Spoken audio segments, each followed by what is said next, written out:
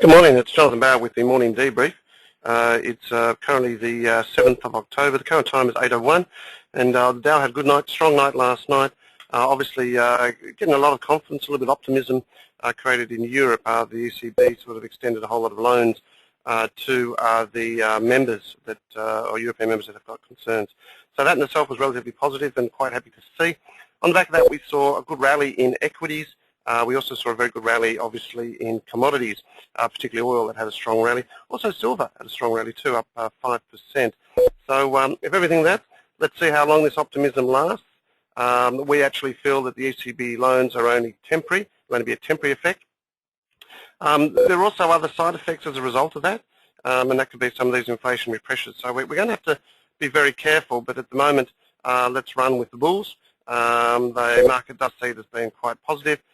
Let's see how that unemployment, that's a big number tonight, the unemployment in the States comes out to see whether or not the recovery in the US is there. And remember, Barack Obama came out and basically said, look, there's still big problems. So anyway, let's see how that unfolds. Let's just have a look at the market. The Dow, as you can see, up 1.68%, the S&P up 1.83. Gold had a strong night, up $12, 16.53. We still got that cheeky little short on, so quite happy about that. There we can see ECB going to extend global efforts, loans, governments, time on banks. I think we've read it before, so all quite important there. Looking through other bits and pieces, jobless claims less than forecast. That's going to be important for tonight, so let's see how it works. Decade housing growth near historic low. Now that's a little bit of an issue there as well. Energy or crude oil caps the biggest two-day gain in 7 months, and that's on the back of the stimulus package, so quite important there. Saudi Arabia raises light medium premium for the Asia to the highest in 11 years. That's interesting. But anyway, we do find there in the oil market that we are getting a lift in the oil market, and that's obviously on the back of the stimulus. But we're also seeing the fact that the stimulus is there. There's an inventory draw as we head into the winter months, and also we've got the OPEC nations that contributed to make up the gap when Libya went into civil war. They'll start to bring back their production. If you think Saudi Arabia, that was about 500,000 barrels a day. So that could also help some of the tightness. And it's also interesting to hear that come out when crude oil is around about $76 a barrel. So I think there's obviously a bit of sleight of hand working there. Okay, let's have a look at the markets, world indices around the world. Basically looking at coming up, things just a little bit slow.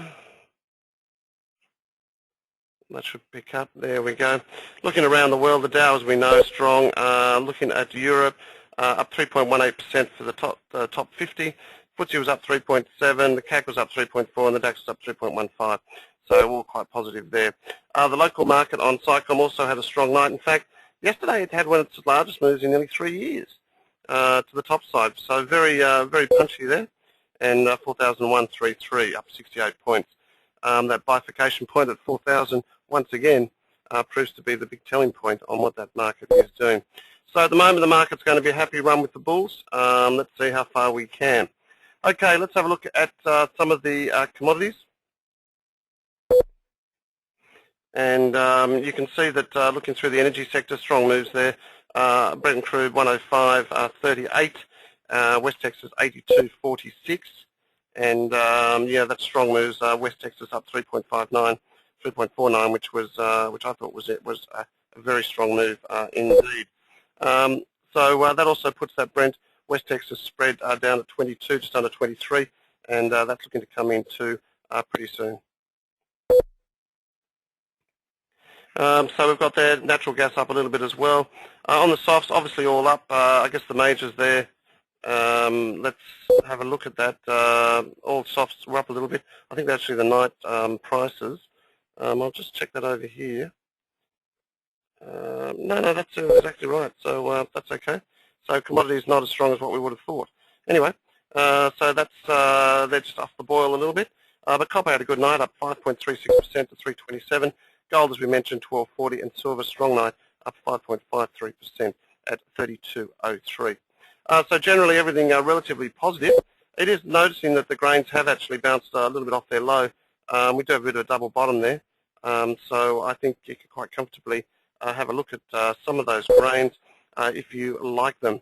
Good strong move there on them. So I'll I'll keep an eye out on that because that's oh, and look at soybeans too.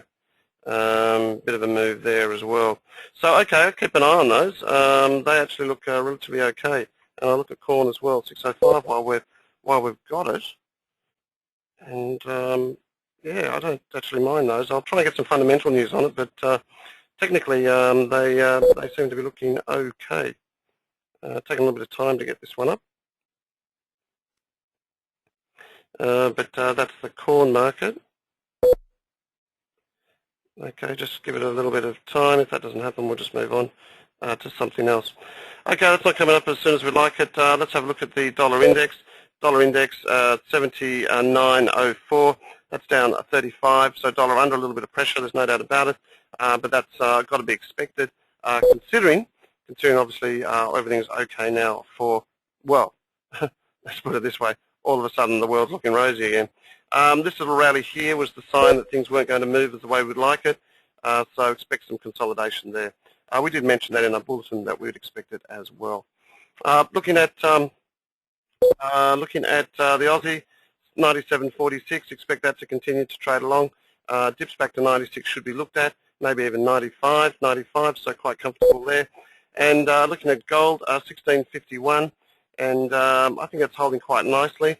Let's see how things unfold tonight, whether or not there's a bit of an inflationary feel. These are where your stops are, below that 1600 on that. So I think gold looking a little bit better. On our market, 4,132, still looking all right. It's just these sorts of moves worry me because, you know, they're with a couple of days and then they're back down again. So a little bit nervous as to whether or not you continue with this move. Because I do think it's a little bit hollow. But anyway, time will tell on that. Well, let's have a look at what we have got out tonight. I guess that's the important thing because we do have the unemployment data, and to me that's obviously the litmus test as for whether or not the economies are actually moving. So just Thursday, Friday. All right, okay, there we go. We've got some data obviously out in the UK, industrial production PPI, but in the States, there's all the data there. Now, if you take into consideration the jobless claims last night not being as positive as what we'd expect, then you'd probably take a little bit of a tarnish on this. The change in non-farm payrolls meant to be quite positive, as with private payrolls, but manufacturing were meant to be down. The unemployment rate expected to be stable at 9.1%. Still a bit of a concern there. But that'll be the big test tonight. So I guess if anything there, the idea is keep your powder dry and monitor the markets when those numbers come out because, look, if they're good numbers, there could be a little bit more inflationary. And as I've mentioned before, there's a bit of a problem on that inflation front because, you know, you've got some economies which are still doing okay. Sure, there's potential to slow down, but when you've had a 30% correction in commodities, then those companies that certainly were doing okay are going to buy more. They're going to buy more at a 30% reduction. So I think we could get a little bit of inflation, so I'd be a little bit concerned about that, but monitor it. Because it might only just be temporary, but it's something we've got to keep an eye on. Okay, that's it from me. Happy trading. We'll talk to you later. Bye for now.